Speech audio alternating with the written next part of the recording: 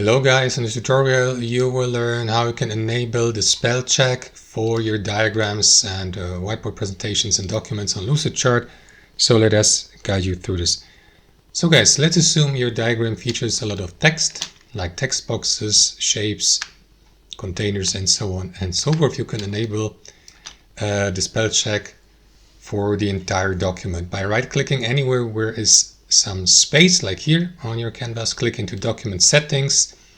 From there navigate to spell check here on the left hand side, and usually it will be turned off, the spell check here, but you can enable it and select, for example, always on or only while editing, so that's up to you. And below select also the language that would be subject to the spell check from these available languages.